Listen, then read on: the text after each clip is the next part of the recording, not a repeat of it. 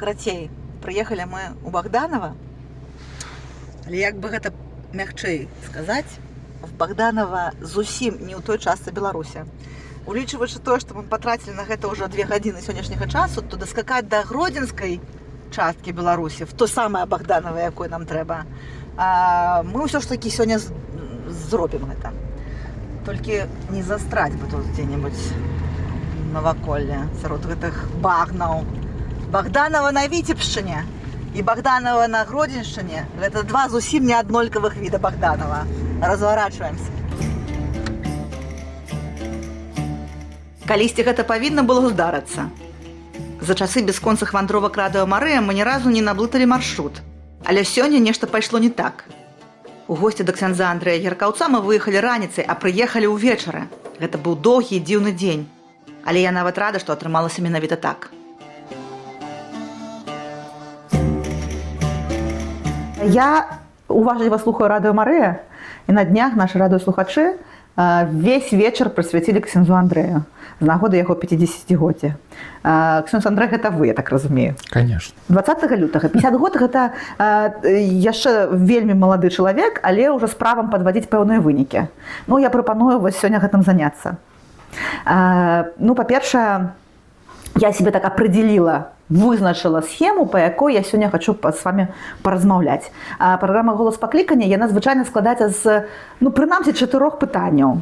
Ну, просто 4 пытання гэта яўна мала дзеля таго, каб размова адбылася, таму я там яшчэ накідала. А 4 пытання базавыя гэта дзяцінства, юнацтва, пасвячэння, крызісы веры, парада маладым мужчынам, которые вагаюцца ці ісці ў святарства. Але мы яшчэ гэта аздобім тэмай выпрабаванняў. А тэмы выпрабаванняў, і мы пакуль ехалі да вас сёння, а ехалі мы да вас доўга, мы з Валікам накідалі спіс выпрабаванняў, якія могуць сустрэцца на жыццёвым шляху чалавека. І мы іх нават паспрабавалі праранжыраваць, ну, якія набываць нам палегче, пацяжэй, і з чым яны звязаныя. Ну, карацей, будьце гатовы, я буду пытаць пра гэта. А пакуль пачнем ад пачатку. 50 год таму, 20 лютага, недзе на Віцебшчыне, у вёсачцы Вудзіла нарадзіўся маленькі хлопчык Андрэй. Так. Нарадзіла яго хорошая каталіцкая сям'я. Так. І, калі ласка, вам мікрафон.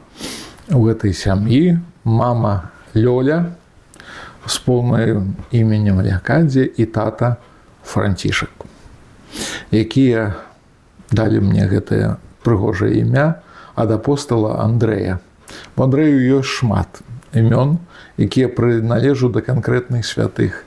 Калі я пытаўся у татуся, ён таксама засяродзіўся на гэтым імені і сказаў: ты памятай, гэта як я ўжо больш памятаю тыя часы сябе, маленькі, я ж не разумеў, як мяне хрысцілі, але ведаю, што нарадзіўся я ось у лютым, гэта быў холад, але не чакалі вясны, цяпла ці лета. І мяне бацька хросны, Юстын, вечнай памяці ўжо таксама, як мой татусь Францішак, матулю у коляску пасадзілі, таксама у глыбокім у касцёле адбылося маё хрышчэнне.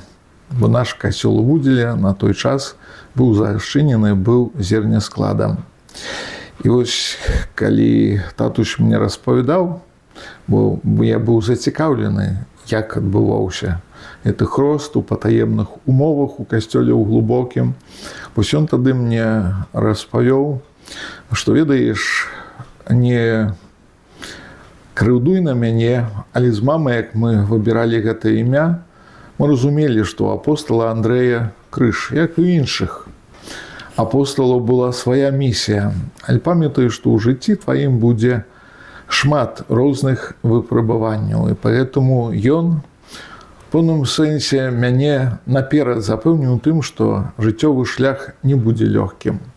Але я яму вельмі ўдзячны, як і сваёй матулі, як і сваёй зрэшты вечнай памяці бабулі Петрунэлі, што я іх бачыў у малітоўным такім стане. Ніколі мяне яны не змушалі да малітвы, але нават тады, калі было якосьці дзіцячае пакаранне, я, выкарыстоўваючы гэты час, браўся за ружанец і маліўся. Можа, яшчэ не так дакладна ведаў адпаведнасць малітвы ружанцовай, але бачучы гэты ружанец перыядычна ў руках таты, у руках мамы, у руках бабулі, разумеў, што гэта таксама той шлях, які вядзе не толькі да направы канкрэтнага учынка, за які мяне там пакаралі ў дзяцінстве, бо татусь выкарыстоўваў гэту форму таго, каб да мяне дайшла да канкрэтная гука лекцыя жыццёвая. І вось з самага дзяцінства я ўжо разумеў, што з малітвай можна многае пераадолець. Але калі меў нагоду, я памятаю з дзяцінства, як татусь, нават як дабіраліся мы на Божае нараджэнне, аўтобусы не хадзілі на начную святую імшу, каб патрапіць у глыбокае.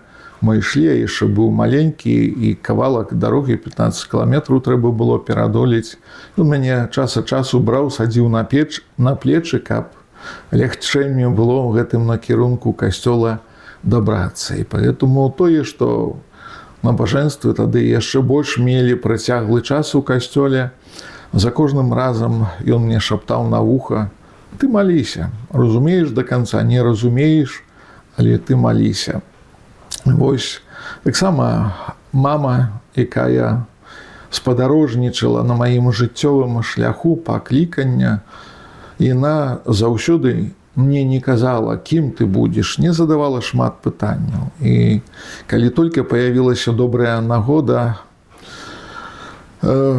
памятаць сябе, ужо не памятаю святара, які ксёндз Юзаф Францкевіч Мар'янін, які на той час быў пробышчам у глыбокім. І вось тады яшчэ дзецям не было дазволена служыць міністрантамі, але так, з бабуляй нават прыязджаючы ў касцёл, хаваючыся ў лаўцы, я вельмі хацеў ад святара атрымаць благаслаўленне. Калі ён ішоў дарослым, удзяляў камуніі, яшчэ малы не меў магчымасці прымаць святую камунію, і вось гэты ксёндз Юзаф Францкевіч благаслаўляў мяне. У пэўным сэнсе дзесьці рызыкуючы, бо дзецям было забаронена хадзіць да касцёла. Але ўжо тады адчуваў, і бабуля мне тлумачыла, матуля, калі падчас урачыстасці святога Юзафа ён азначаў імяніны, яму прэзентавалі кветкі, пажаданні, і ён так дзесь нават са слязінкай на вачах казаў: я так хацеў бы, каб гэтыя кветкі замяніліся у будучыня касцёла, у дзетак і моладзь, якія тут таксама знойдуць сваё месца.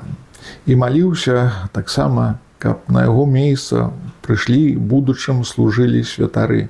Я тады яшчэ не разумеў, што гэта за малітва і падразумевала якісьці сэнс. Але у урочышчы Барок, у накірунку Удзіла, як выязджаеш з глыбока, там таксама ёсць у брацкіх магілах пахаваныя святары, якія былі расстрэленыя ў часе другой айчыннай вайны.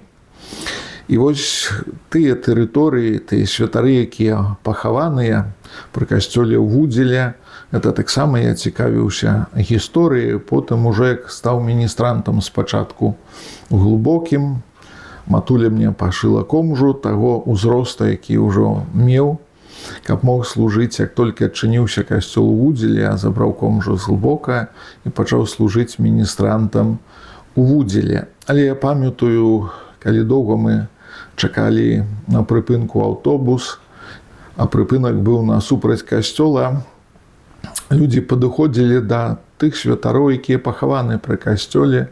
Дзякаваць Богу, магілы не былі знішчаныя, і маліліся перад тым, як ехаць у касцёл у глыбокае. Это таксама мне запала з дзяцінства, што тыя святары неслі тут службу. Напэўна, на іх месца з цягам часам, як адчыніцца, прыйдуць святары.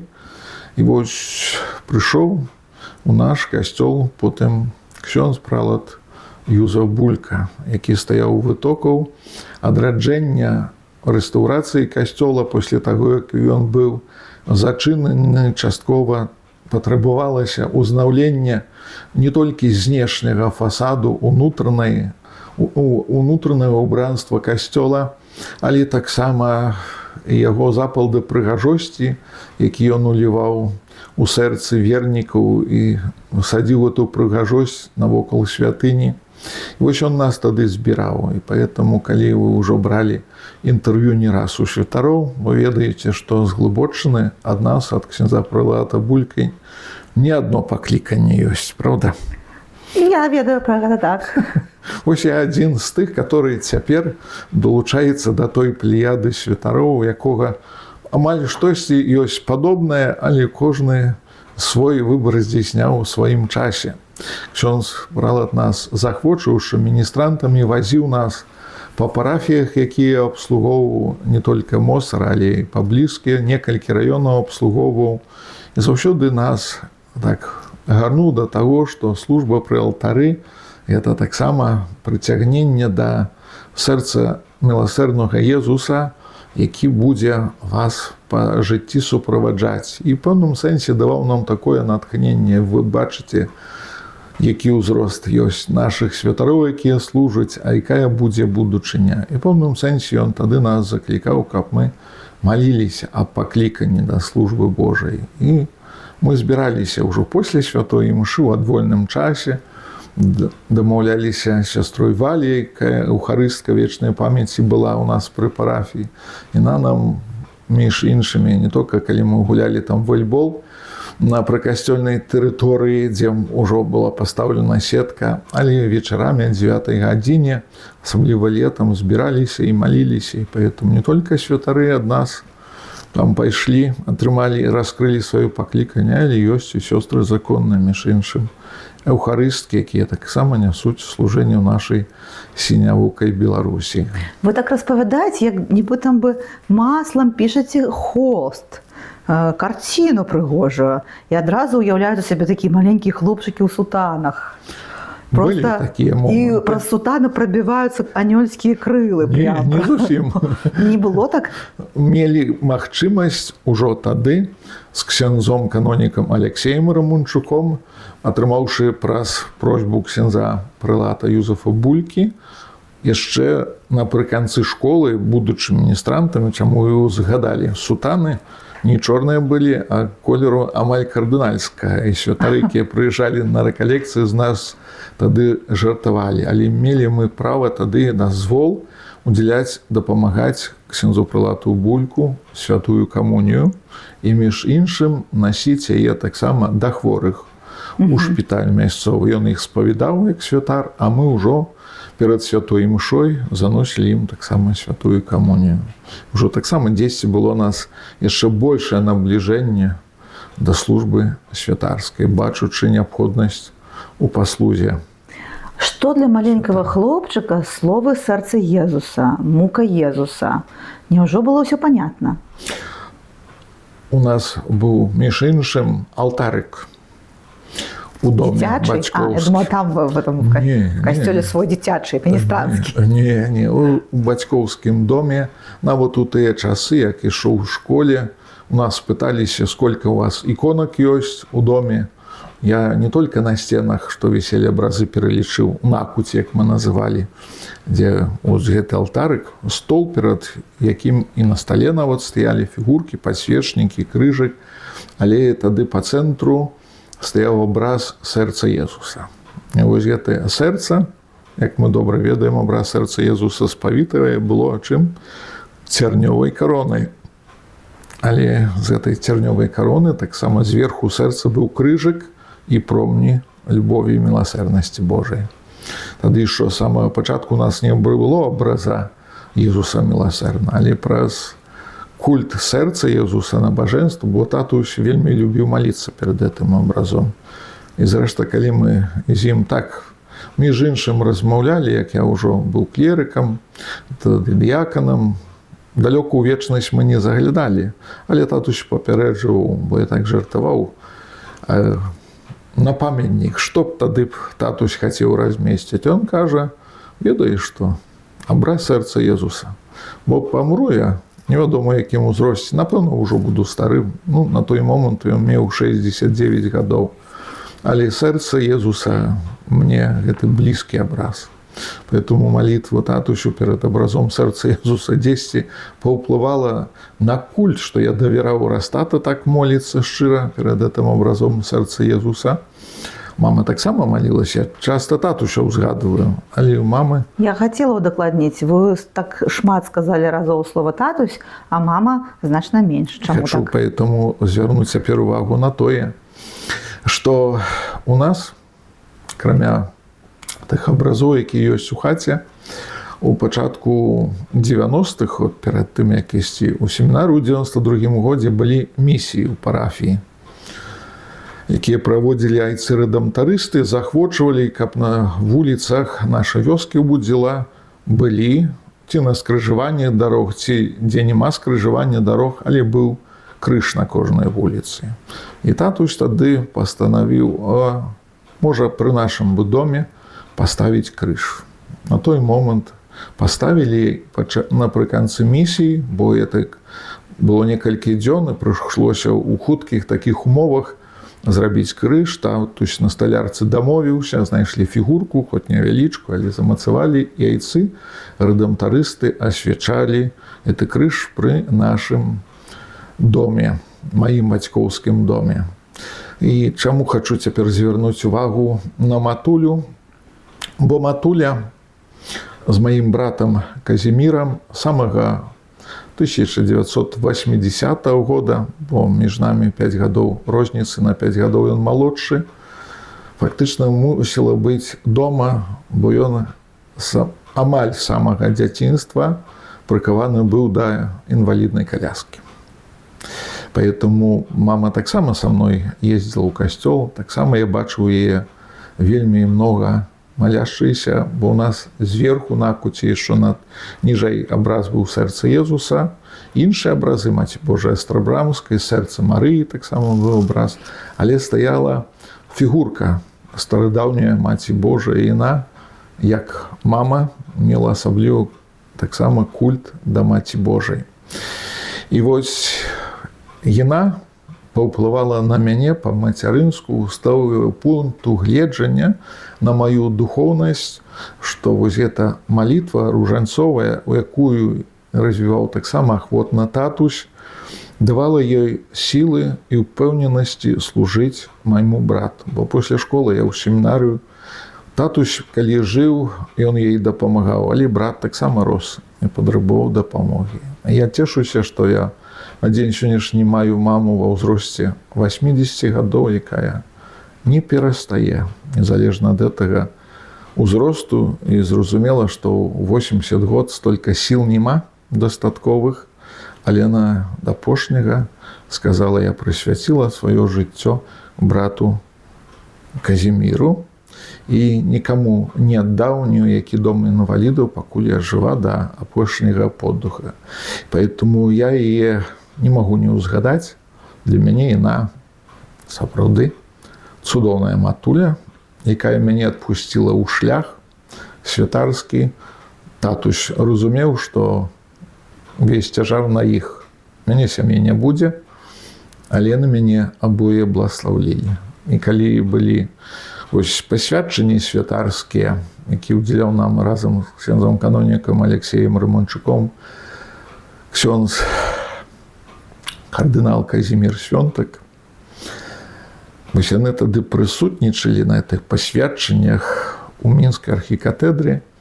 І вось гэты вобраз, калі я вяртаюся да таго моманту, калі ён на мяне ўскладаў рукі, і калі я ўжо адыходзіў на сваё месца, я бачу, як яны праз слёзы, трымаючы гэтыя белыя ружы, аддавалі мяне на гэтую службу Богу. І за кожным разам, калі наведаваўся, і цяпер, можа, радзей так наведваюся, незалежна ад адлегласці, дзе б я служыў, мама заўсёды мяне сустракае і просіць, памаліся і нада мною, і да братам, каб хапіла сіл мне данесці той крыж, который маю я ў сваім жыцці. І я памятаю, як я пашоў у семінарыю вучыцца, прыехалі корэспандэнты з мясцовай газеты раённай з Глыбокага і напісалі такі артыкул, што у сям'і ёсць 2 крыжы. Пры тым крыжы які стаяў пры доме, застаўся здымак мамы і таты. Бо як татусь растлумачыў, і мама падтрымала, сын адзін крыж выбраў служэнне Богу людзям, а другі служыць праз сваё цярпенне, праз тую хваробу, якая называецца інвалідная коляска. В сэнсе хвароба інваліднасці, так ён быў прыкаваны амаль з самага дзяцінства. І поэтому для мяне матуля вельмі чулая, любячая, з добрым заўсёды позіркам. І хто б са мной, калі да яе не наведаваўся, каб побачыць і падтрымаць яе, заўсёды звяртаюць увагу на тым, што у яе незалежна ад таго, сколькі на яе вісіць адказнасць у апецы над братам, хоць прыходзіць і дапамагае яе ўжо апошнія гады, і сацыяльная дапамога, гаспадарыня Ірына 2 разы, а часамі на зіму, і 3 разы на тыдзень, але ўвесь астатні час матуля нясе гэты крыж дастойна. І для мяне не перастае быць гэтым зямным анёлам, апрача майго анёла-ахоўніка, на які, углядаючыся, разумее, што які б выпрабаванні на твой лёс не выпадалі, для мяне яна з'яўляецца узорам не паддавацца ніякай роспачы. А вот тады, калі мне даводзілася перажываць розныя цяжкасці на святарскім шляху, розныя хваробы, перажываць у сэнсе таго, бо слухачы Радыё Марыі шмат за мяне маліліся. Гэта для мяне прыклад таксама зямной удзячнасці для ўсіх тых, хто мяне ведае, хто будзе глядзець гэтую праграму «Голас паклікання». Я з дзяцінства маю прыклад эфектыўнасці самой малітвы. Як бацькоў за сваіх дзяцей, так адначасова тых парафіянаў, тых людзей добрых волі, якіх мне Бог паставіў на святарскім шляху, якія за мяне не перастаюць маліцца. Я поэтому, карыстаючыся гэтай нагодай, хачу быць удзячным, бо сапраўды малітва робіць цуды ў нашыя штодзённыя, а часамі і шэрыя дні. І нават тады, калі гэтыя радасныя дні надыходзяць, трэба ўзгадаць мала, магчыма, было падзякі ў жыцці, дабаў яшчэ болі. І Бог пачуе цябе. Мы пакуль ехалі і шукалі выпрабаванні ў жыцці чалавека, адно з наймацнейшых выпрабаванняў, якія мы ў этот спіс паставілі, гэта было выпрабаванне пакутамі блізкіх. Гэту выпрабаванне в вашым жыццёвым шляху мы ставім галочку «Ёсць». І малітвай ратуйцеся. Так. Добра, гэта важная інфармацыя. Мы все это складываем у капілачку для нашых радыёслухачоў, якія маюць такія прыклады ў сваім жыцці побач, каб яны маглі праверыць, што гэта працуе і таксама рабіць такое ж самае. Далей едзем. Пра дзяцінства хацелася б яшчэ чагосьці такого пачуць накшталт. Няўжо не было іншых планаў па прафесіям альтэрнатыўных? Ну, я не ведаю, кім там хацелі стаць хлопчыкі пад уздзеяннем ксяндза Булькі, акрамя як святарамі. Акрамя таго, як стаць святарамі, пакуль была школа, між іншым, закончваючы кожны наступны клас, на вёсцы хапала працы. Дапамозе бацькам у сельскай мясцовасці на вёсцы, але і магчымасць было дзесьці падпрацаваць. Поэтому для мяне праца з канём у упражы это таксама не было нічымсьці незвычайным, зразумела, працаваць памочнікам на камбайне, таксама запрацаваць якуюсьці капейку, не чакаць, што табе бацькі дадуць, але мець якуюсьці сваю жыццёвую заначку ўжо з той пары. Поэтому, конечно, мог працаваць па іншай якойсьці прафесіі. Я не выбіраў як такавую прафесію, але з дзяцінства быў такі наканаваны кірунак таго, што Бог мне пакажа. Я да апошняя у 4 класе калісьці рабілі альбомы нават па-дзіцячаму, хто па якую прафесію выбіраў. Ну, тэхнічна гледзячы, я бачыў сябе кіроўцам. Але застаўся кіроўцам з 97 года, здаўшы на правы, па жыцці вандрую. Які святар, ішоў як д'якан, вандраваў ужо, і поэтому эта задумка тэхнічная зрэалізавалася. Понятно. Але я это не бачыў як прафесію асноўную ў сваім жыцці. А любимые заняткі па-за касцёлам? Вось штосьці такое, што захапляла і можна было гадзінамі займацца гэтым. Што гэта было? Это была праца. Заняткаў гуляць у футбол, у волейбол было часткова пры касцёле. Это уже более старэйшыя класы тады былі. А самага дзяцінства, летам бавіць час асабліва не прыходзілось, трэба было дапамагаць бацькам, хозяйство уже было. І поэтому, статусем могли погулять у шашки. Это такая домашняя была гульня у нас, незалежно от сезона года. Але з косой таксама была гульня. Спалучаная з працы. Зараз маглі б? Конечно. Навыкі ж нікуды не губляюцца. Я ведаю. Сама карыстаюся, дарэчы, з этой косы ручной.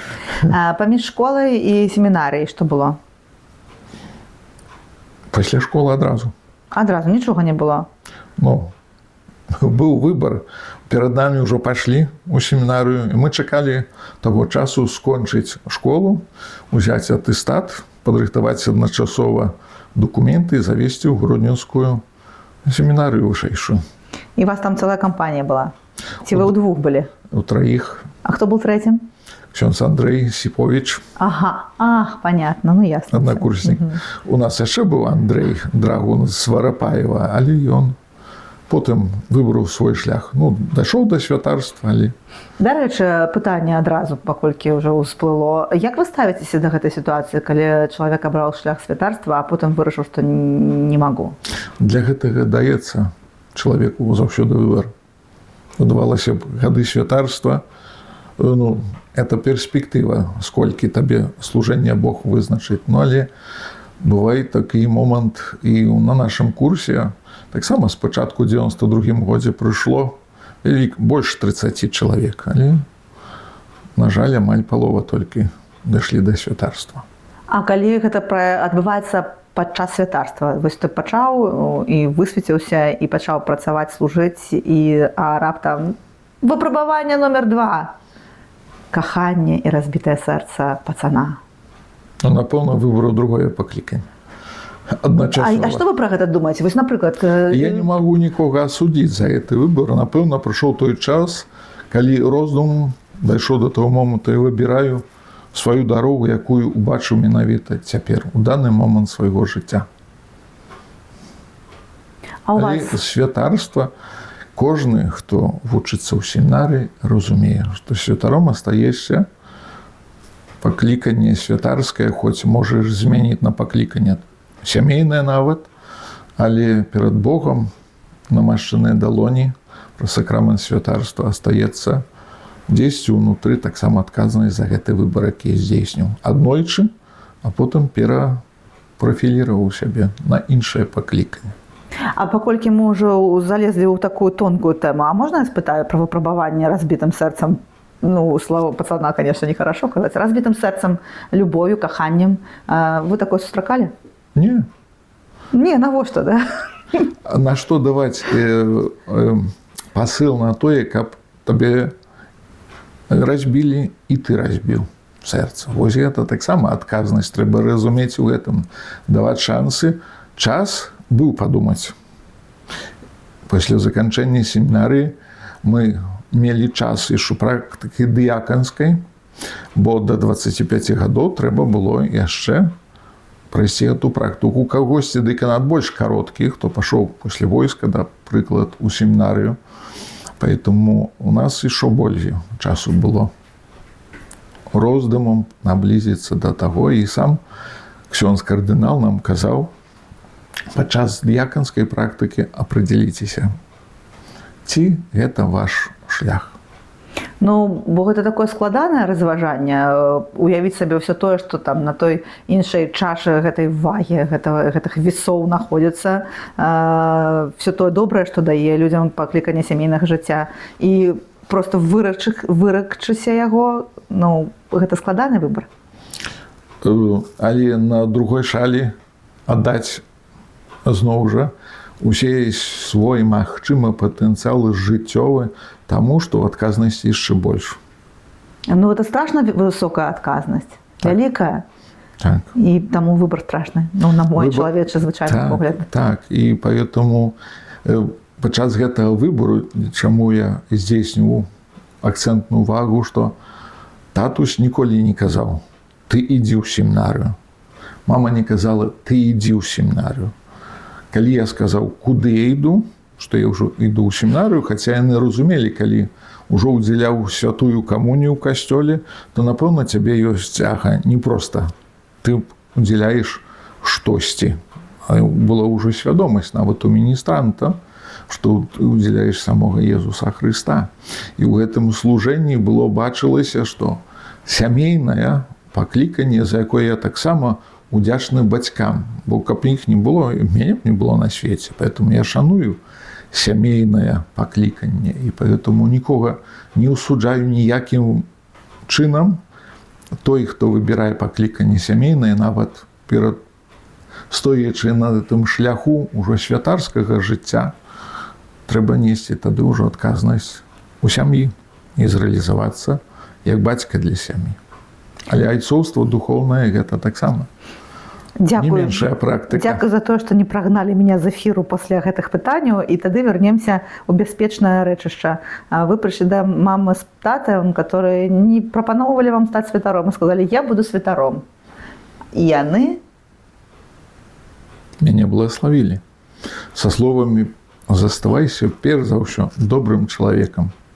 Бо калі не будзеш добрым чалавекам, не атрымаецца з цябе добры святар. Бацькоўская мудрасць, якая мне запомнілася надоўга. Можа, яшчэ ўзгадаеце штосьці з такого хорошего, што вам казалі бацькі, і вы памятаеце ўсё ж сваё жыццё? Самае вось такое кранальнае, што было: любі Бога так, як Ён цябе любіць на тваім жыццёвым шляху. Для мяне гэта цяпер зусім другія набірае гарызонты, значимасць унутранай такой. На той момант это было такое пасланне. Бо мама мне многія моманты, што яна казала з дзяцінства, памятае і напамінае. Хоць я святар, і я ей вельмі ўдзячны і выслухоўваю, пакуль яна жывая, трэба это ўсё адсвежаць у памяці. Але чаму вось так? Спачатку я татуся ўзгадываў, бо тое, што ён мне тады казаў, да мяне, можа, так глыбока не даходзіла. Я думаў, што татусь пражывець да 90 год. Ну, на сённяшнім дзень 20 гадоў яго ўжо няма як у вечнасці, і было б яму амаль 90 гадоў. Але у Бога былі свае планы. Поэтому якая была прывязанасць, чаму да татуся была, бо татусь мне казаў: мяне бацька не вярнуўся з фронту, загінуў без вестак.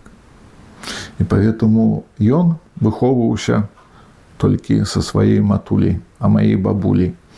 Поэтому ён стараўся дзесьці не так надапекаваць мною, як сынам, бо і другі ж сын быў Казік, трэба таксама шмат было ўвагі яму ўдзяляць. Але ў маёй сітуацыі ён звяртаў увагу перш за ўсё на гэтыя рысы агульначалавечыя. Дзесьці я крыўдаваў, чаму ён мяне не навучыў на ровары катацца. Але мне залежала паказаць перад татусем, што я магу і сам навучыцца. Дзесьці ён мне паказваў, як пачынаць касіць касой. Я гэта авалодаў.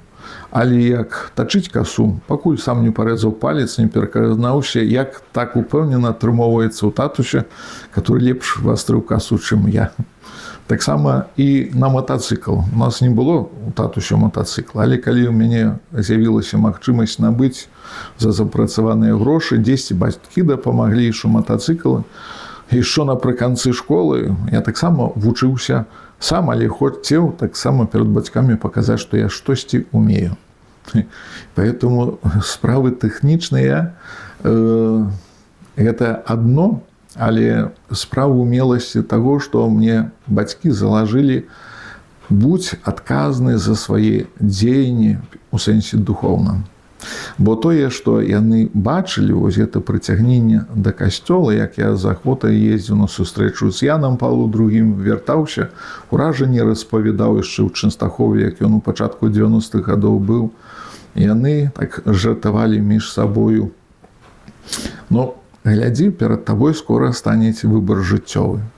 І ў нас у радні быў таксама з боку майго хроснага татуся Юстына Лось, яго сваяк ксёндз Антоні Лось, который служыў на Віцебшчыне, Юдолта, Друя.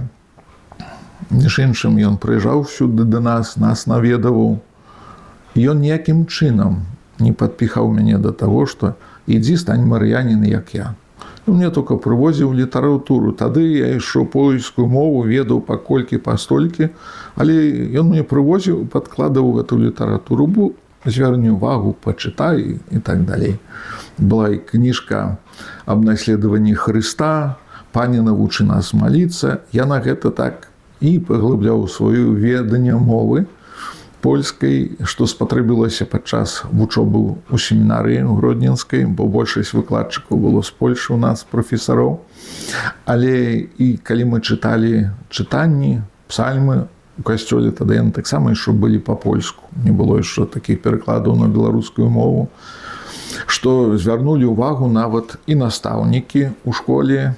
І калі яны ўжо чулі, што мы ходзім са сваім аднакласнікам ксяндзом Алексеем служыць міністрантамі, адпрашваемся з урокаў на якуюсьці ўрачыстасць у касцёл, дзесь яны жартавалі, што з вас там атрымаецца.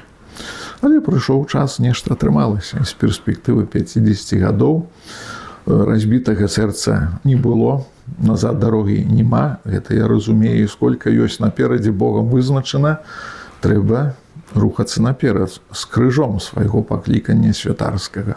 Бо крыжы па дарозе не мяняем. Хрыстус не сказаў: дайце мне лягчэйшы, бо не данясу яго да Галгофы. Гэта таксама разумею. І цяпер, калі мы ведаем, удзельнічаем у пахаваннях святароў, якія ўжо адышлі ў вечнасць, а ўжо праз некаторы час ты ўжо іх на некалькі гадкоў перажыў, а яны ўжо адышлі, Бог іх паклікаў, а іх служэнне прырывалася, но яны там служаць у валадарстве Айца Нябеснага, нясуць служэнне. І я таксама ўпэўнены, што дапамагаюць як нашыя духоўныя настаўнікі, якія ад хросту праз святарства нас вялі, то яны з вечнасці нам дапамагаюць перадолець гэтыя цяжкасці, якіх, напэўна, будзе шмат у жыцці. Незразумення, асуджэнне, крытыкі розныя. Гэта таксама трэба ўспрымаць, што мы з аднаго цеста зроблены. І хоць мы носім сутану, да нас могуць узнікаць у людей шмат пытанняў, на которые не заўсёды знойдзеш адказ. Ну, па-першае, з гэтай часткі аповеда я пачула пра выпрабаванне смерцю блізкіх і магчымасць яго перажыць праз яднанне ў малітве і малітву за блізкіх і яднанне з Панам Богам. Наступны від выпрабавання вы самі абазначылі. Асуджэнне людзей людское да цябе. Ці сустракаліся вы ў жыцці з чымсьці падобным, што было складана перажыць, што было несправедливое асуджэнне, какое-то такое, ситуация, в которой вы бы оказались. Можете распавесці пра гэта? Вядома, знойдуцца заўсёды ахвотныя дапамагчы табе людзі, которые табе скажуць, можа, дзесьці па тэлефоне, але дзесьці пры асабістай сустрэчы: а ці ведаеце, ксёндз Андрэй, што пра вас кажуць людзі? Это страшно. Ну, это страшно. І тады рэакцыя на тое, што хочаш далей капацца, то ты сам сабе прыемнасці накапаеш. Будзеш сабе насіць у галаве, будзеш у гэтым варыцца, і ў пэўным сэнсе ты здасіся. Які паратунак тады шукаць? Апраўданнямі. Калі ёсць за што асуджаць, значыць, ты вінаваты. Трэба штосьці папраўляць. Але калі ведаеш, што гэта была гаворка, вытлумачэння не знойдзеш. І амбона – гэта не месца для тлумачэнняў перад людзьмі, бо тым самым ты яшчэ больш накідваеш цень на пляцень. Ну, прям так і хочацца спытаць, а што гэта за сітуацыя такая? Ці можна пра яе распавядаць людзям? Я не скажу, што яна адна была. Іх некалькі такіх. По-другому, то я нават не магу звярнуць увагу, калі это было, у якой этой парафіі было. Бо я быў настаўлены на тое, што як на пробашча майго, который у нас быў, вечнай памяці ксяндза прылата Юзефа Булька, які ў 61 год стаў святаром, і быў пачэсным ужо ўзросце. І сколькі тады было на яго вылета это бруду. І калі нам у семінарыі таксама па гісторыі касцёла было дадзена магчымасць шукаць тэму на дыпламовую працу, між іншым таксама пісаць рэфераты пра жыццё святароў, якія працавалі ў вашай парафіі, я хадзіў, шукаў звесткі з вуснаў людскіх. І ўспаміны людзей не заўсёды былі прыгожыя пра тога ці іншага святара. І я разумеў, што калі на тую дынастыю святароў, которые былі перад намі, людзі знаходзілі аргументы сказаць штосьці такого, што не будзе табе прыемным для вушэй. Яны ж таксама з гэтым яксьці давалі рады. То і ты дасі рады. І чым больш ты будзеш на гэтым завастраць увагі, тым больш ты сам сябе будзеш вынішаць унутрана. Даючы повод яшчэ парада далей. бывалых для тых, хто пра гэта перажывае, якая яна будзе в сітуацыі, калі пра цябе незаслужана кепска кажуць людзі за тваёй спіной. Верыць зноў жа Езусу Хрысту. Божа, будь міласціў да мяне грэшная. Калі ў гэтым ёсць праўда, я знаю, чым можа быць гэтая праўда, то я каюся, як кожны святар, іду да споведзі і гэта прызнаю. Але калі гэта несправядлівае суджэнне, то няхай это паслужыць толькі як паклёп, который таксама трэба мужна знесці. Давайте вяртацца ў мірнае рэчышча. Бяспечнае рэчышча вучоба ў семінарыі. Якімі былі вашы семінарскія гады, любімыя заняткі, можа, расчараванні? Раскажыце пра гэта. Расчараванняў не было, быў за кожным разам такі момант, калі хтосьці адыходзіў з твайго курса, не з твайго курса, у кожнага свая была прычына. Калі адыходзіў, выбіраў, ці яму падказвалі, можа, іншая твая дарога жыццёвая. І за кожным разам, пераканаўшы ў капліцы, задаваў сабе пытанне, а ці ўпэўнены ты ў сваім шляху? Вось, калі вучышся, якіўсьці цяжкасці падчас вучэбнага працэсу ўзнікалі, акадэмак, дзякуй Богу, не было, поэтому адчаю такога не было, што, магчыма, это не моя дарога. Заўсёды слабасць людская давала знаць сабе аб тым, што ў кожнага ёсць свой шлях, але які твой будзе шлях, ты пераканайся за кожным курсам семінарыі. І поэтому, калі я потым пайшоў на практыку у касцёл святого Сымона Елены, я ўбачыў за вялікай колькасцю потокаў людзей, якія прыходзілі, і як дыякан, што я мог удзяляць сакрамент хросту ці сакрамент шлюбу, ці ездзіць на пахаванне, ў гэтым вялікім такім інтэнсіўным рытме я разумею, што дайшоўшы да гэтага цэлю, яшчэ будучы дыяканам, ты будзеш патрэбны. У большай парафіі, у меншай парафіі, ты заўсёды будзеш патрэбны. І тым, і другім, бо ў парафіі не будзеш усім даспадобы, як салодкая цукерка. Пра парафію. Выпрабаванне наступнае. Парафіяльная змена парафіі, змена лакацыі, змена месца жыхарства і служэння, новыя людзі. А гэта ўвогуле выпрабаванне ці норма жыцця для святара? І тое, і другое. Норма жыцця, бо ты разумееш, што ты не будзеш, як тыя святары, которые былі аж да смерці ў большасці на адной парафіі. Так часта не змянялі парафіі, бо і святароў тады было менш, і парафіі, которые функцыянавалі касцёлам, бо калі б святара і фактычна структуры касцельныя тады іншым чынам функцыянавалі. Поэтому трэба было зразумець, што перыядычнасць таго, што ты будзеш на іншых парафіях працаваць, а не толькі на адной самай першай, якой ты таксама эмацыянальна ты дзесьці прывязваешся да таго, что стало фундаментом твоей деятельности. Допустим, у меня в первой парафии у Костяневичах и Стешиц у Хвилейском районе, где я служил, так само была великая радость от того, что у привязковой парафии был хорик молодежно-дитячо-молодевый Санта-Мария. И я разумел, что тое, што ўдалося зрабіць, яны ўзрастуць, наступнае пакаленне, але іх не перавязеш у другую парафію. Это таксама было зразумела.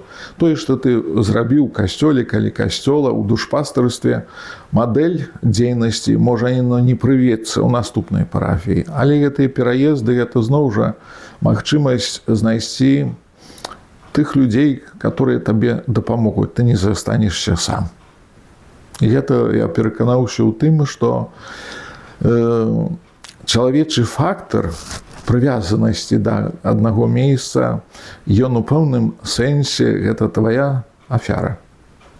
Бо калі гэта не зразумееш, не даверыш таму, што будь воля твая, раз біскуп дае такое прызначэнне, то ты ж абяцаў паслухмянасць таму біскупу, а ў выпадку маім ксяндзу кардыналу Казіміру Свёнтку, яго пераемленнікам. І на гэта бачыш дэкрэт, у якім напісана дата, з якога дня ты заступаеш у новую парафію, але невядома, сколькі ты ў ёй будзеш. Это ж не кантракт, дэкрэт. І вось гэта маеш свядомасць таго, што геаграфія тваіх парафій не будзе паводле твайго жадання. Што табе вызначуць, туды паедзеш. Калі выбіраць вялікая парафія ці малая, якая вам бліжэй да сэрца? І та, і другая, бо меў вопыт і такіх парафій. Гэта зусім па-рознаму. Конечно. Але свая спецыфіка душпастарства, это па-рознаму, але там і там ёсць патрэбы розныя. Я зараз яшчэ выпрабаванне знайду адно. Так. В Богданова вы зусім недавно. Так, зусім недавно. В цішу Богданова, бо зараз мы ўехалі ў яго і нікога не сустрэлі ўвогуле. Пусты аўтобус нікому не патрэбны міма праязджаў, і гэта будні дзень. Вы прыехалі адсюль, я Барысаў я мінаю, з Бабруйску, правильно? Так. Бабруйск быў вялікі і з праблемамі, якія трэба было вырашаць. Так. Першае, як уражанне вось тут у цішы? Няма адчування, што куды я папаў, дзе ўсе, што мне тут рабіць? Я зусім адзін на свеце. Дзе людзі, дзе дзеці? Дзе вот эта пристройка к фасаду Бабруйскага касцёла, з якой я вымушан быў там как-то мець дачыненне? Як яно? Вяртанне да вытокаў. Бо я пачынаў з маленькіх парафій. Традыцыйна тады яны яшчэ былі большыя, параўнаўшы на дзень сённяшні, як прайшлі гэтыя гады. Але таксама не заўсёды было шмат людзей у касцёле. У будні дзень маю на ўвазе. Бо тут у Богданове таксама з бліжэйшых вёсачак, са станцыі Богданаў, з аграгарадка людзі даязджаюць. І ўвесь гэты касцёлік амаль запаўняецца. Так што людзі ёсць, ахотныя маліцца, прымаць святыя сакрамэнты. І першае мае ўражанне таго, што я тут таксама патрэбны. Вяртанне да вытокаў, працаваў у горадзе, вярнуўся зноў на вёску. Чым запоўнены вашы дні паміж задачамі святарскімі на малой парафіі ў цішы? Што вы робіце? А я цяпер актыўна якраз уключыўся ў працэс наведвання душпастарскага. Знаёміцеся з мясцовымі жыхарамі? Так. Вы хвалюецеся, калі грукаецеся ў новую хату? А не, у нас уже дамоўленасць. Мы ведаем, што там нам адчыняць. Понятно, што адчыняць. Але вы яшчэ не знаёмыя, не ведаеце гісторыю гэтых людзей, не ведаеце праблемы, з якімі яны там сутыкаюцца ў штодзённасці. Як вам вхадзіць в новае жыццё, в новую сям'ю, вось душпастрам, які будзе іх суправаджаць, магчыма, да смерці? Тут такі момант. Заўсёды выходзіш і даеш чалавеку магчымасць расказаць самому штосьці. Дадатковыя пытанні будуць з цягам часу. Але хочаш, каб чалавек адкрыў, што я гатоў яго выслухаць. Нават на самым пачатку, што я даступная для яго буду. Як святар, але і таксама як чалавек. Каб гэтая справа не нацянутасці адносін была, такіх непаразуменняў, розных кур'ёзаў якіхсьці жыццёвых, але і адкрытасць на тое, што дзе не хапае слоў, лепш замяніць усмешкай. Я хочу крышечку вернуться отсюль в Бобруйск. Лесь не назвала его Борисовым по звучце. Вы даже не блытаете Бобруйск, Борисов и Барановича поміж собой. Это какая-то страшная у нас радыомарыйная помылка все гэта ў адно злепіць. Незабыўны Бобруйск, у якім касцёл, к телу якога прысохла балячка. Калі б вот вы, ну, колькі гадоў вы там праслужылі ў тым касцёле? 10 год. 10 год. Я разумею, што балячку все время хочется сковырнуть, почесать и что-то з ёй зрабіць. Калі вот уяўляеш себе нормальную балячку. Я про тот вот будынак касцёльную згадываю. Калі б было згодна з вашими самыми лепшими марамі, як бы могла выглядаць бабруйская ситуация? Я не про реальность скажу. Ясно, что в реальности шмат складанностей невырашальных. Я не буду про их пытаться. Але каб так заплюшить вочы, помарить, вот как бы вам хотелось, каб гэтая ситуация за тем няшчасным будынкам разрашылася б? Бо переживаючы цяпер год надзеі, як папа Францішак сказаў, каб мы былі пілігрымамі надзеі. Надзея заўсёды застаецца у нас як паратунак. І ў гэтай надзеі я бачыў яго такім, які ён быў 100 год таму назад. І поэтому тыя архіўныя дадзеныя, якія мне давялося адкрыць пры дапамозе нават маладых архітэктараў з Гомеля, якія мне таксама шмат новай інфармацыі предоставили до этого всего, конечно, за кожным разом, калі я цыбрываў і мушу, і будні не было, там таксама не шмат людзей, то маліўся аб будучыню. Я разумеў, што это не пры мне адбудзецца. За кожным годам, калі тыя справы дзесьці вырашаліся, дзесьці станавіліся зноў на сваё месца, і рушыць наперад было складана, маліўся, што напэўна пасля мяне прыйдуць святары, которые дачкаюцца гэтых часоў, што магчыма адслоніцца аблічча самого касцёла. Бо сколькі было намаганняў пакладзена малітваў, это, павінна даць адпаведны плён у сваім часе. Акрамя малітваў трэба ж яшчэ якісьці практычныя намаганні, там кудысьці хадзіць, кагосьці арганізоўваць, штосьці там пісаць, я не ведаю, шукаць какие-то сродкі. Выпрабаванне складанымі задачамі вы ўжо ці праходзілі? Конечно. Як вам там, гэта? Дзе стукалі і адчынялі, а дзе было цяжка дастукацца, трэба было зразумець, што вышэй адпаведнай планкі ты не падпрыгнеш.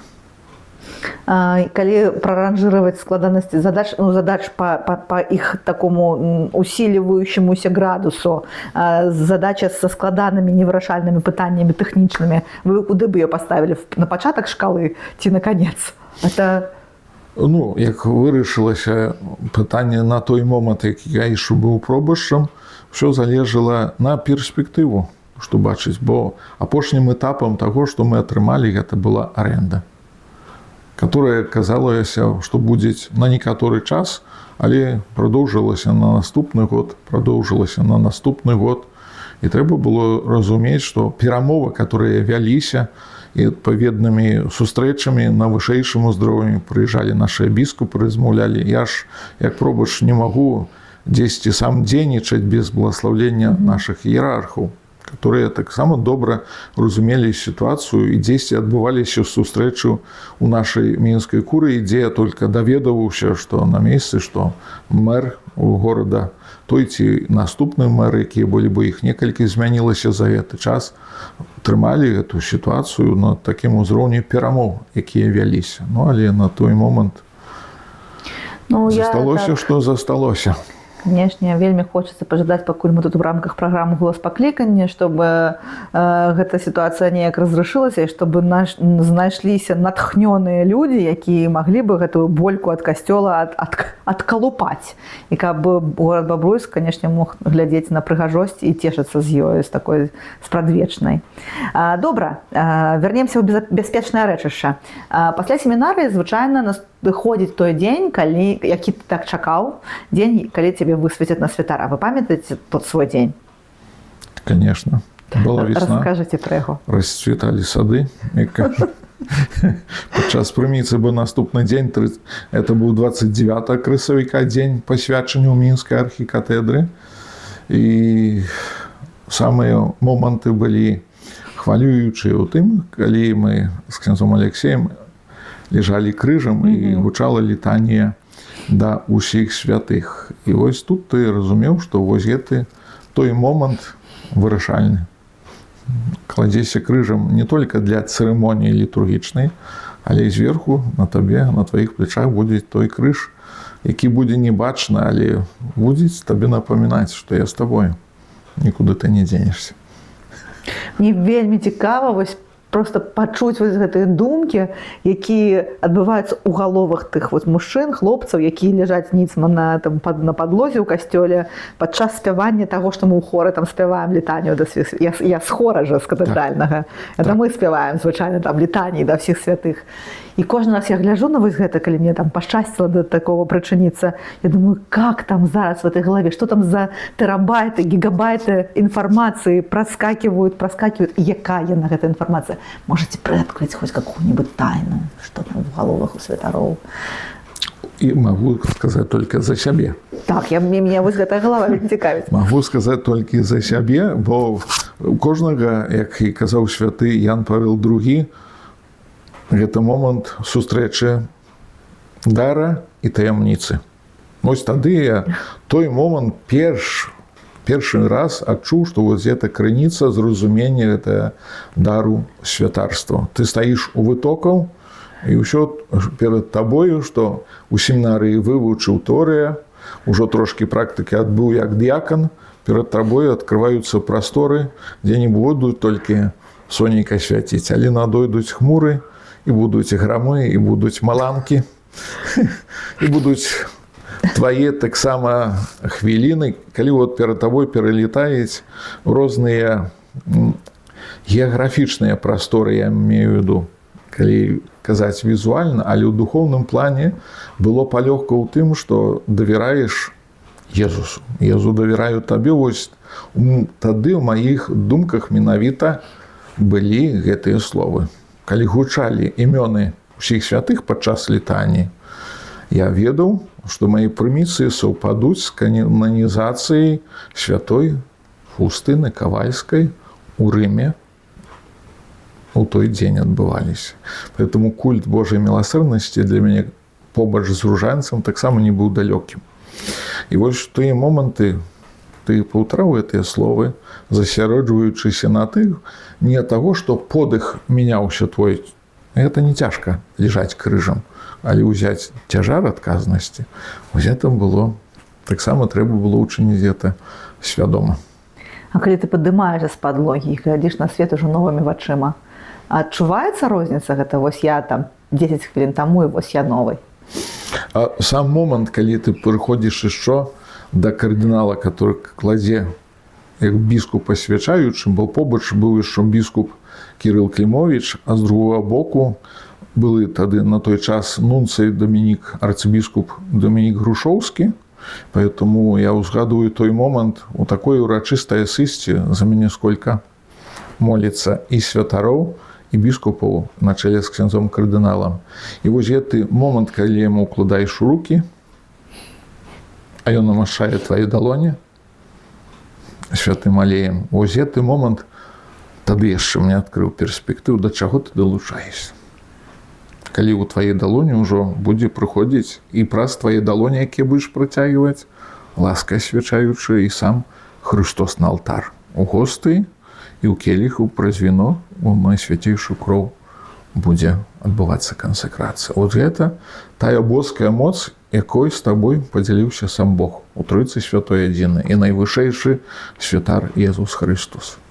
І вось з гэтай ласкай, нават тады, калі не можаш нічога зрабіць і пераканаць чалавека, калі ён прыходзіць да цябе за парадай, і ты думаеш, якое слово адпаведнае падабраць, каб дапамагчы, а цябе зразумелі.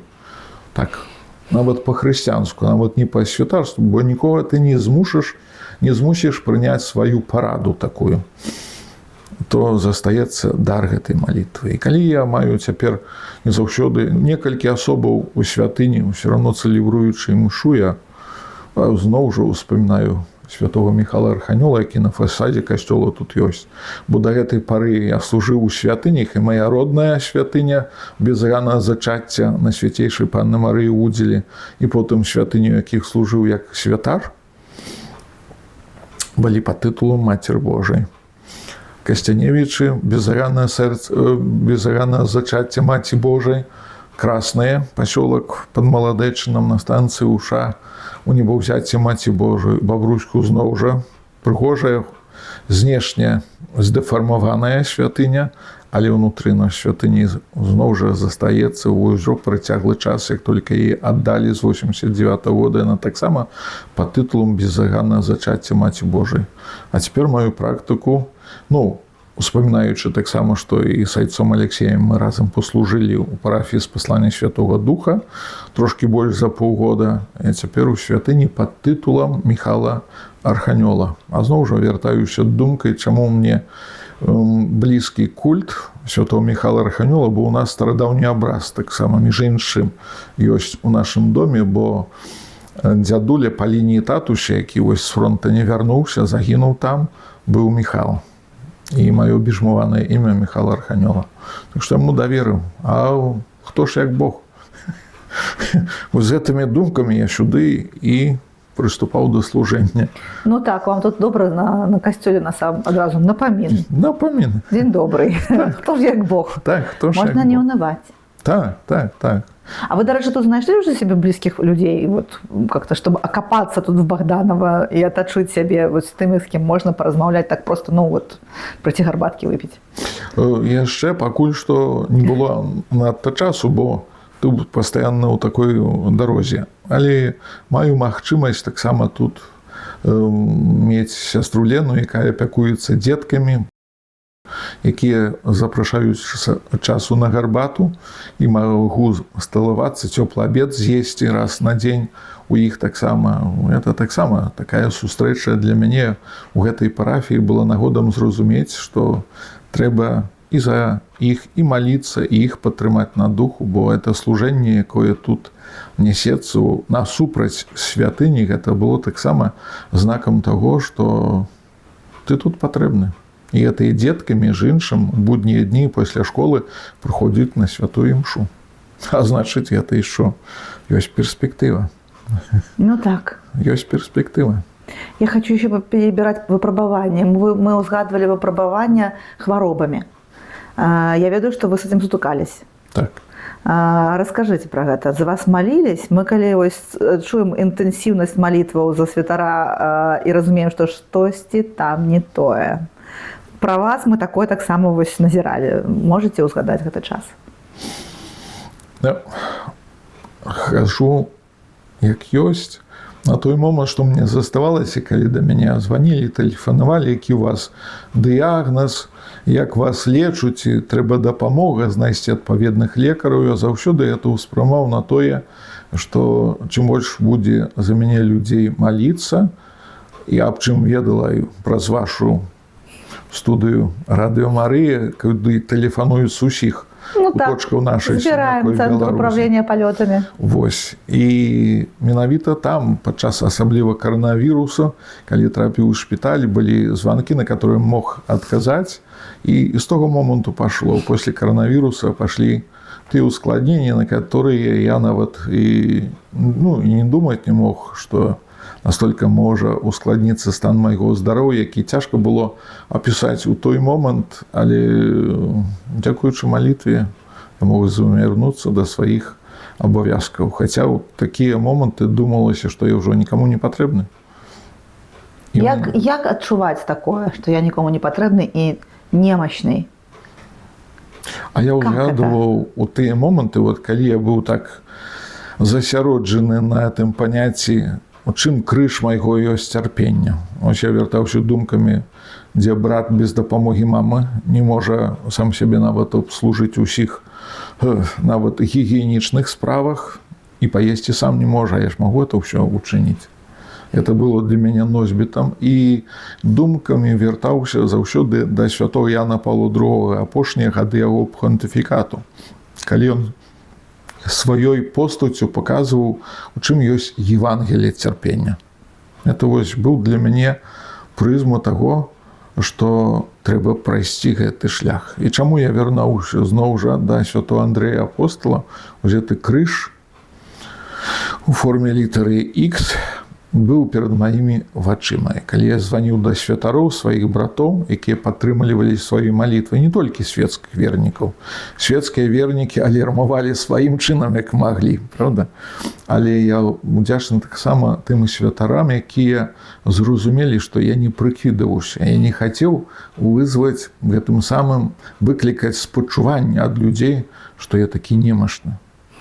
З выгляду я не выглядаў немашны. Дзесьці я быў схудзеўшы у адпаведным моманце, дзесьці парафіяне, бачачы з алтаром, зусім мяне не такім жыццярадасным, як быў калісьці, разумелі, штосьці адбываецца. Кожны з запытанняў, чым магу дапамагчы. Это для мяне таксама было, але я не мог сказаць канкрэтна, чым можна дапамагчы ў этой сітуацыі. І это была непэўнасць у тым, што трэба гэты этап прайсці. Але зноў жа, каб не быць зразумелым у такой стадыі, што гэта немашнасць надуманая. Як на першы погляд могло выдавацца, што штосьці ксён сабе набраў галаву. Притворяется при смерти, он, видите ли. Ну, Ксён наш. І у той момант я не хачу сказаць, але я не мог не падзяліцца з тымі, хто хацеў ад мяне пачуць запэўненне ў тым, што я таксама ім удзячная за гэта ўсё. Я ніколі людзей не дамаўляў. Але вось, яшчэ вяртаючыся да таго, сколькі парафіі маім святарскім у гэтым перыядзе жыцця майго за 50 год, а прыбліжаецца дата 25 год святарства, ўжо ў гэтым годзе 29 красавіка якраз разам з айцом ксяндзом канонікам Алексеем будзем адзначаць, раз Бог назначыў мяне ўжо на 4-ты свой этап парафіі самастойнай, дзе я магу служыць, заўсёды заставаліся тыя верныя парафіяне, хоць пробушы іх і іншы, а яны цябе памятаюць як таго былога, гораздо больш маладзейша, ўжо не такого сівога, як цяпер, якія за цябе моляцца. Вось гэта тое зерне, якое там засталося і дае плод. І для чаго? Можа, дзесьці панад сілы я сябе перагружаў, што магу. А потым, вось, калі прыйшоў гэты стан, я зразумеў, занадта не бяры на сябе упэўненасці, што падчалавечы ты Геракл. Адчуй, што трэба ўзмацніць духоўнасць, калі фізічна ты ў чымсьці агранічаны. Нават псіхалагічна перажываеш вот эту такую сваю заклапочанасць, а што будзе далей са мной. І дзякуй Богу, тыя, хто верылі, што гэтыя часы прамінуць выпрабаванне, результаты выдалі свой плод. Популярное святарское выпрабаванне самотай. Вы ведаеце такое? Чулі штосьці аб гэтым? Конечно. Ну і як там? Нема такой самоты, калі ты не адчуваеш, што патрэбна яна табе, бо ты выбраў такі шлях. Самота у сэнсе таго, што па-чалавечы ты адзін, але самота я навучыўся ад таго, што моя мама з братам, які не можа так паразмаўляць, як я з ёй магу паразмаўляць. І вось гэта самота, калі мама сталася адзін на адзін з братам, конечно, ёсць сваякі, там пазвоняць тыя ж самыя і парафіяне, якія звоняць і на радыё Марыя, але тэлефанічна і з мамай сазвоняцца, каб падтрымаць таксама яе, я ім таксама вельмі ўдзячны, што знайшліся такія сяброўкі ў яе па духу, якія, магчыма, і малітвамі, гэта я ведаю упэўнена, але і таксама з дабрыні свайго сэрца хрысціянскага падтрымліваюць. І вось калі яна дзеліцца са мной ужо, калі я прыязджаю, наведаю ці па тэлефоне, вось званілі між іншым, каго ты ведаеш. І тыя твае парафіяне былыя, і перадаюць прывітанні. Вось я адчуваю, як яна радуецца, што гэта самота ў яе такая шчаслівая самота. І я вось успрымаю эту самоту, калі ты застаешся адзін пасля выканання абавязкаў, вяртаешся дадому. Самота шчаслівая у чым? Што ты можаш сам для сябе знайсці час паразмаўляць менавіта праз малітву. Бо калі ты ў гэтым завірусе сваіх абавязкаў ці за рулём, конечно, ты едзеш, моліш, але ты так не сканцэнтраваны, як падчас гэтай самоты. Все равно думкі дзесьці летаюць, а падчас самоты только ты і пан, усявышні Бог.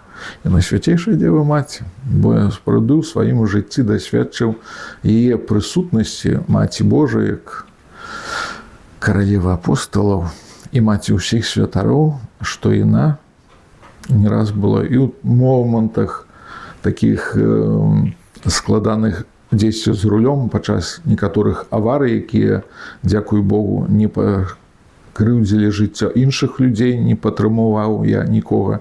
Сам выйшаў таксама дзіўным чынам з гэтых аварый, жалеза пашкоджанае было, але сам аставаўся цэлы неўрыдзім. Это для мяне таксама былі доказы таго, што Бог цябе трымае, але не злоўжывай гэтым провідам Божым, які чувае над табою. І дзесьці гэта таксама служыла роздумам на тое, што, бачыш, Бог табе падслаў пасцілачку, як матуля калісьці мне казала, напамінай аб гэтым. Ксёндз Андрэй, яшчэ абавязковае пытанне гэтай праграмы пра крызісы паклікання, крызісы веры і жаданне «ай, я пойду лучше». З вами такое здаралася? Бо такі аповед, ну, у вас маналітна добра святарскі, непрабівайма святарскі, які з дзяцінства ў сутані з крыламі, не было жадання сысці з гэтага шляху, бросіць, сказаць, пана Бога не існуе, і я памыліўся. Адносна таго, што Бога не існуе, у мяне ніколі разачараванне не паўставала, бо я самага дзяцінства стараўся нават у дыскусіях з тымі, хто мне даказваў, што Бога няма, такімі ваяўнічымі атэістамі, которые на той момант не шмат іх было, але былі нават і з настаўнікамі сваімі са школамі. Я стараўся з усімі сябраваць. Але калі мне сыпаліся дзесьці доказы паказаць і падсмяяць мяне, маю веру ў Бога, я за кожным разам пераконваўся ў тым, што чым больш на Бога насідаюць, што яго няма, то тым больш пераканаюся, што ён ёсць. Калі чытаў святое пісанне, ў семінары ішоў глыбей, вывучалі, між іншым, адзін з псальмаў і кажа, няма Бога, цірэ сказаў, неразумны ў сэрцы сваім. В сэнсе, вот адказ. Так. Ну, так, так. І я для сябе гэта адлюстроўваю. І нават тады, калі падчас каранавіруса я папаў у шпіталь з высокай тэмпературай, которая не збівалася на працягу некалькі дзён, і мне параілі лепш легчы ў шпіталь, каб падстрахавацца, так скажем. Нават у тыя моманты разумеў, калі ведаў статыстыку ў шпіталі, як кожныя суткі па некалькі чалавек адыходзіла ў вечнасць. Я разумеў, для чаго я там папаў у шпіталь, каб за іх маліцца. І калі я цяпер магу сказаць, што хтосьці падумае, што ў мяне якісьці незвычайныя былі праяўленні нестабільныя з псіхікай, я разумеў, што тут побач нікога няма, хто б маліўся за іх. Магчыма, родныя і блізкія маліліся, перажываючы, што з імі станецца. Але разумеў, што людзі, якія так масава падчас каранавіруса адыходзілі ў вечнасць, гэта было служэнне, калі я не за алтаром, а на шпітальным ложку, то служу сваёй малітвай. І калі з урачамі, з лекарамі гаварыў на гэту тэму, між іншым, побач былі пацыенты, якія ведалі, што я святар. Я таксама дзяліўся сваім пэўным сведчаннем душпастарства, што я магу учыніць і ў такіх умовах, калі я ўжо не ў сутане ляжу. Ну, вось, дарэчы, мне это цікава, калі ты не в сутане, а там в шпітальнай якойсь адзежы, там, не ведаю, в трыко і цішоткі, і побач з табой ляжаць людзі, якія там спрабуюць з табой налажыць контакт і пытаюцца там, Андрэй, а хто ты па прафесіі? Так, так, так. І паўстае заўсёды тады магчымасць. І вось, між іншым, адзін пацыент, які быў свецкі чалавек, былы вайсковы, які ўбачыў, што я шапачу штосьці. Ну, прачнуўшыся, ну, в бреду, может, просто да? Там что-то шепчет сабе. А я маліўся. А потым это была якраз вігілія Божага нараджэння. Ён, і бачу, пярочваецца з боку на бок, і мы штосьці, ён так пра веру увогуле не хацеў за шмат размаўляць. У яе свае погляды былі на веру, але таго вечару, это было да позняй ночы, бо часамі санітаркі заглядывалі, што мы размаўляем, бо на карыдоры было чуваць. Мы не голасна размаўлялі, але акустыка была, калі ўсе спяць, а мы між іншым размаўлялі, бо потым яшчэ правязлі трэцяга пацыента ў палату. І вось там мы размаўлялі, дзяліліся, я видзеў рэальнасць, з чым канкрэтны чалавек жывець, які правёў у рэанімацыі 40 дзён. І працэнт паражэння лёгкіх быў яго 80. Мне только было 50%, а яго 80. І я, дзякаваць Богу, не лежаў у рэанімацыі, а ён распавёў пра свой вопыт рэанімацыі 40 дзён. Калі менялі балоны кісларода, ён пачынаў задыхацца і думаў, можа, это ўжо апошні момант майго. Потым пашоў доступ далейшы кісларода пасля замены гэтых балонаў. І ён згубіў кантакт з рэальнасцю, бо пастаянна ў палаце гарыў свет, вакон не было. І не ведаў, пытаўся толькі ў медсясцёр, которые заходзілі, ці это дзень, ці это ноч. І вось так 40 дзён. І вось калі ён падзяліўся гэтым такім досведам са мной, я убачыў на яго ў грудзях крыжык на ланцужку. І я кажу, між іншым, калі вы сюды трапілі, і ён з вамі быў, вы бачыце, што Бог вам даў другі шанец. І ён, тады, калі ўжо выпісваўся, са шпіталі ён яшчэ на пару дзён заставаўся, але ў месяц ён, то есть за гэты час прабыў больш, чым месяц, 40 дзён толькі рэанімацыі, і амаль месяц яшчэ тут лежаў поза рэанімацыю ў палаце. Ось ён распавёў у пэўным сэнсе, падзяліўся сваім вопытам жыцця. Гэта не было споведь, это было только такая даверлівая размова. Хоць ён разумеў, што я святар каталіцкі, ён, як светскі, сам веравызнання праваслаўна, з хрышчэння быў праваслаўны. І тады я зразумеў, што досвед цярпення, выпрабавання, от якое ён пераадолеў, адкрыла яго на далейшы шлях. Я яму і раіў звярнуцца потым да святароў сваіх праваслаўных, пайсці ў царкву, падзякаваць Богу за гэты цуд аздараўлення, памаліцца за лекараў, якія дапамаглі яму выйсці з гэтага складанага стана, але даў да зразумення, і ён потым са мной пераканаўча згадзіўся, што панад гэтым усім стаяў Бог, які даў яму другі шанец. Калі чалавек дерзнуў, как-то осмелился святару запярэчыць і сказаць, вы все это мне говорите, а я докладно ведаю, что Бога няма. И все это ерунда. Что вы сустракаў не раз. И что вы? Ёсць словы, якія часта гучаць з вуснаў нашых братоў праваслаўных, святароў царквы праваслаўнай. Спасі Господі.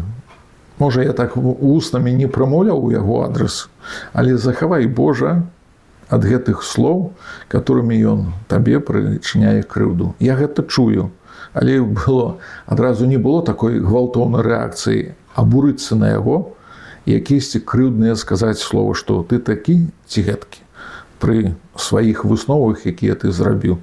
А я заўсёды так жартаваў, што говорю, Езус, якога вы мала ведаеце, называеце па-свойму. Но імя Езус, говорю, гучыць па ўсім свеце. І калі ён ізганяў злых духаў, нават яны прызнавалі, што ён сын Божы. Я говорю, ну не варта ж быць хужэй за дэманаў ці д'яблаў, якія прызнаюць, што Езус Христос месія збаўца света. І на яго слова заходзілі, апускалі душы тых, у целах якіх яны знаходзіліся і трымалі гэтых людзей як апанаваных. Поэтому, говорю, не будьце апанаваны этой злобнай варожай сілай. Отпусціце. Дзесьці жартам, стараешся перавесці тую вострую тэму, якую цябе правакуюць, каб ты як святар адрыгаваў падобным стылем у іх бок. И мне только складно себе уявить, як не пуститься в какую-то такую полемику и не сэмацыянировать, и не сгубить твар в этой момент, и не сказать, как дам тебе зараз там. Иди отсюда, отойди от меня, сатана. Это складано, напевно. Это еще одно выпробование какой-то такой трывалости и не сгубить свой святарский твар, напевно. Жадаю вам, каб вы ніколі не бывалі в такой ситуации. И калі б можно было выкраслить какое-нибудь з выпрабаванняў, якія вы уже ці напаткалі со спису ваших выпрабаванняў, вы бы выкраслили, ці вы все покинули б, хай бы было? Раз Божий провід накреслил мне, что можешь, значит, трэба было праз это пройти. Мы ведаем добрый фильм Мела Гибсона «Страсти Христова», «Мука Христова». И он снятый паводле містычных объявлений святой, которая имела контакт с Иисусом укрыжаваным. И падчас стацыі дарогі крыжовай, якія мы перажываем набажэнства, там 3 падзенні только узгаданы. У фильме их мы бачылі гораздо было больше. Ну так, он и падал, и падал, и падал, и падал. И за каждым падением было складание уставать. И вот анализуючи вот эту мистику этого момента, трагичность с одного боку, а с другого мистику, что и он показывал, коли это принижение треба было пройти, падение и здек, то на нас еще, дякую Богу, не ускладают терновый венец, и столько ран от бичов нема, значит, треба гэта прайсці. Бо ў дзённіку святой Фаустыны, які мы добра ведаем, які таксама папулярызуецца і ўрыўкі чытаюцца на Радыё Марыя, правда? Вот так. Вось, там ёсць якраз зварот да святой Фаустыны Езуса міласэрна. Чым больш будзе жертвы ў сэнсе ахвяры, сторону людзей, якія гатовы сваё цярпенне ахвяраваць, тым шалі справядлівасці Божай не перацянуць, і кара Божая не ўсплыве на гэты свет. І поэтому тое, што убачыў я ў сваім жыцці, чаму Бог так даў, наканаваў лёс майму брату Казіміру, які жыве, дзякуючы паслузе мамы. Бо ніхто б з ім, так як яна, ні ў адным доме інваліда не патрафіў і не здолеў бы столькі перанесці, сколькі яна ўкладвае свайго мацярынскае сэрца. І вось, калі я бачу, што ён часамі зданервуецца і папхне рукой, кулаком, дзесьці я там на яму скажу, я разумею, што ён гэтыя словы пачуець ад мяне, я паехаў, а ён з мамай застаецца. Але вось у гэтым выпрабаванні, якое было у мяне з дзяцінства, я бачыў, што Бог мне даў большы шанец. Я хаджу, я служу, я працую, я з алтаром, але узятымі думкамі я заўсёды акружаю тых, хто перад маімі вачамі заўсёды застаецца. Бо калі таксама падчас каляды наведваеш, падчас душпастарскага візіта ці намашчэння хворых людзей агранічаных, хворых, ці хто вяртаецца, і ты намашчаеш і не ведаеш, ці сустрэнешся наступны раз, ты тут таксама бачыш глыбокую таямніцу, чаму Бог вызначыў гэтаму чалавеку такі шлях у жыцці, прайсці праз гэтае выпрабаванне. І калі ты датыкаешся як святар да таямніцы гэтага цярпення, то разумееш дакладна тых лекараў, якія гэта бачуць на кожны дзень яшчэ больш, чым ты, які маеш час ад часу да гэтага таксама пераканання, што не трэба здавацца. Не трэба адчайвацца. Нават тады, калі не ведаеш, сколькі цябе яшчэ ў жыцці чакае. Як ты атыдзеш у вечнасць. Ці ты будзеш таксама прыкаваны да ложка, і невядома, ці хто пры табе будзе ў тваёй самоце. Ці знойдуцца тыя людзі, которые здольны будуць прысвяціць свой час, свае сілы і запекавацца табой. Ці твая смерць будзе раптоўна, як майго татуся, который ішоў на аўтобусны прыпынак і падышоў толькі да плота, абсунуўся, а суседкі толькі паспелі прынесці грамнічную свечку і запаліць. І бачылі, як ён з гэтым святлом адыходзіў у вечнае святло. Таксама не ведаеш. Перад намі гэта таямніца жыццёвая. І поэтому з перспектывы 50 год, якія ўжо значыў, калі я маліўся ў чацвер, І учора таксама разам з парафіянамі дзякаваў Богу за пражытыя гады жыцця. Мы не ведаем, ці наступныя 25 год асягальныя нам, якая это будзе святарская старасць. Мы памятаем тых былых святароў, якія дажывалі і да 90 гадоў, і узор іхнага святарства таксама адразіўся. І вось я чаму хачу звярнуць увагу на тое, што на нас таксама глядзяць наступныя пакаленні юнакоў, што мы пасля сябе таксама ці будзем мець тых паслядоўнікаў, святароў, якія б хацелі таксама прысвяціць свой жыццёвы шлях тым чынам дайсці да канца, сколькі Бог вызначыў. А не дайсці, то хоць на каленях, але не адрачыся ад таго, што табе Бог даў, а адкінуць ты не можаш. Я не задала это пытанне, а вы на яго ўжо адказалі. Звычайна пры канцы праграмы мы пытаемся пра тое, што нас, магчыма, глядзяць семінарысты, нас, магчыма, глядзяць тыя хлопцы, якія вагаюцца вось цяпер уже, можа, ў семінару, а можа, ўсё ж такі ў IT пайсці мне. Мне падаецца, што вы адказалі ўжо на гэта пытанне, ці можна штосьці дадаць? В IT или в святароў? Дадаць зварот да бацькоў. Вы хочаце шчаслівай будучыні для сваіх дзяцей. Кожныя бацькі хочуць шчаслівай будучыні для сваіх бацькоў. Алгарытм гэтага шчасця у кожнага ёсць свой.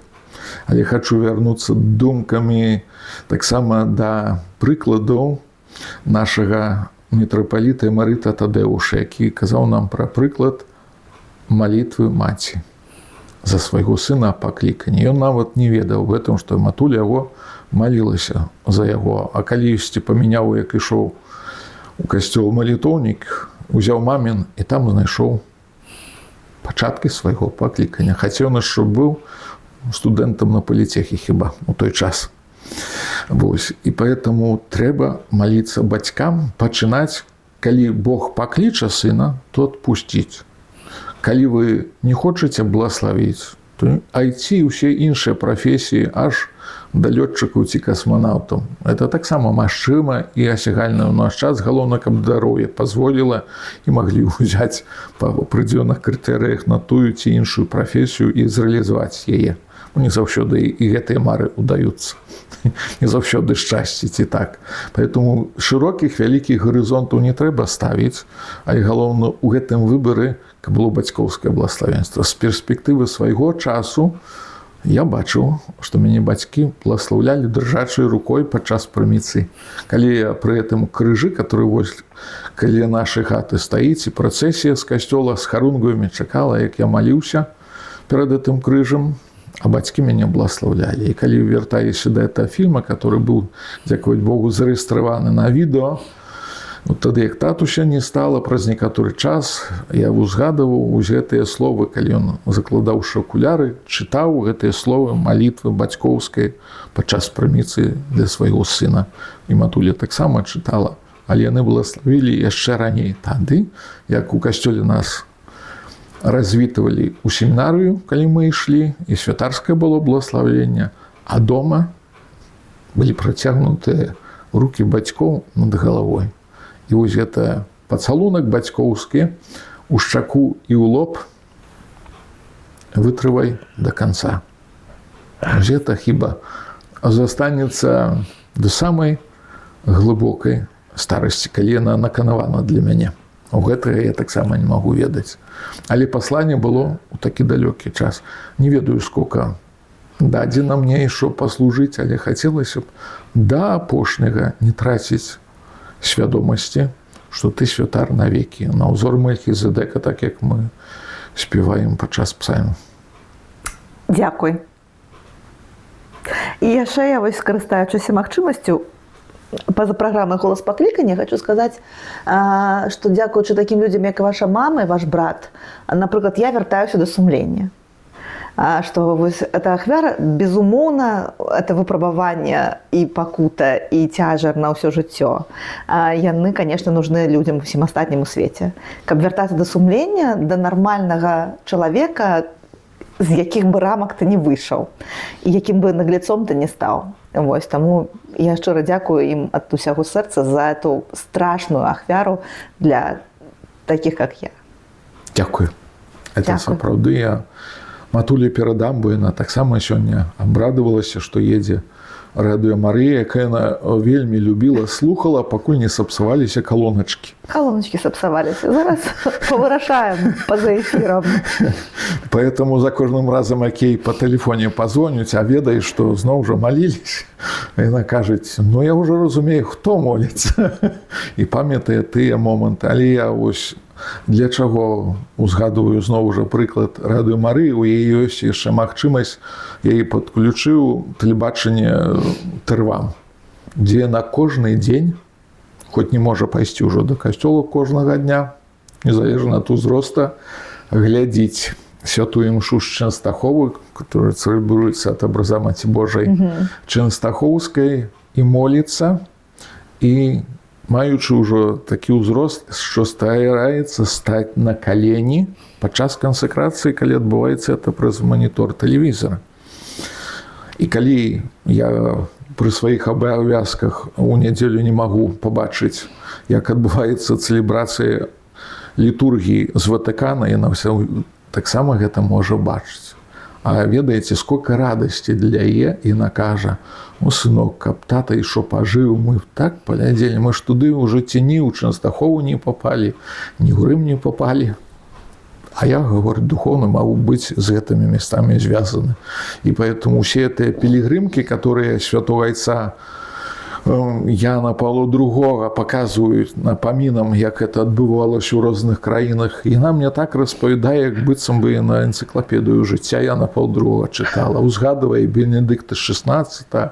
І помніш, сынок, як ты фотаграфаваўся, як быў у Рыме, і што за 10 год, як яго выбралі на папу, а ён тады што быў біскупам, ну, сэнсе, кардыналам Юзефам Рэйцынгерам, і калі я тады быў у сярэдзіне 90-х, і вось гэты здымак потым паказаў і наказала, раз Бог цябе да такіх месцаў давёў, да такіх постацяў, то ты не перажывай, это твой шлях. Вось чаму я хачу завяршыць тэмай мамы, якой у пачатку нашай размовы было мала. А яна ёсць мяне па сённяшні дзень. А не кожны можа, напэўна, на свае 50 год сказаць, што дзякуй Божа, што мяне яшчэ жывая матуля. Хаця б матуля, а татусь ужо ў вечнасці. Але я ўпэўнены, што ён адтуль з вечнасцю мне шмат у чым дапамагаў. І дапамагае. Што бы вы вот хацелі туды ў вечнасць даслаць, якое пасланне? Каб ён пачуў. Францішку, мой дарагі татусь, ты ведаеш, што я стараюсь быць верным тваім сынам, гледзячы, што святарскі шлях майго жыцця такі разнастайны, перапоўнены тым, аб чым ты мяне папярэджвае, заставайся верным крыжу, не адкідай крыжа. Дапамажы нават у тым шляху, які мяне чакае, каб калі давядзецца нам сустрэцца з табой у доме Айца, ты мяне мог не по затылку заехаць, але зноў паблагаславіць.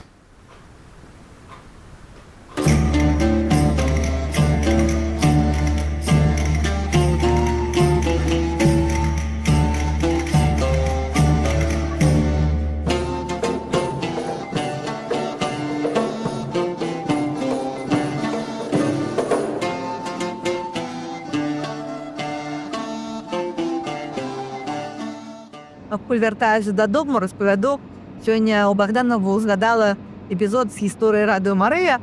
Былі мы там калісьці, мне падаецца, год 6-7, там мы яшчэ зусім маладыя былі тады, як радыё, на свячэнні званоў у званніцы ля касцёла. І мяне папрасілі, як такого кампактнага прадстаўніка беларускіх СМІ, каб я залезла на званніцу і адтуль фатаграфавала момант, калі мітрапаліт Тадеуш будзе падымацца тут наверх, каб акрапіць званы вадой. Я сижу ў засадзе, мітрапаліт Тадеуш падымаецца па сходах, я яму зверху шепчу, ваша экселенцыя, і пужаліся тут Радыё Марыя у засадзе сидзіць. Ну, карацей, ён акрапіў званы вадой, я гэтым моманце сняла, і потым уже трэба націскаць на кнопку. Там унізе ксёндз Ігар Лашук, ён быў адказны за кнопку. Ён бачыць мяне там наверсе і крычыць мне: «Уходи!» Ну, вот трэба кнопку натискать. Карацей, я не паспела збегчы са званіцы, як яны пачалі званіць. Карацей, меня ў той момант кантузіла просто гэтым звонам, гэты званоў, ён адбіваўся ад сцен, і гэта быў такі неверагодны гукавы эфект, які мне просто раскатаў там па гэтых сценах. Карацей, сёння я яе ўбачыла, і вельмі яскрава гэта ўсё ўзгадалася.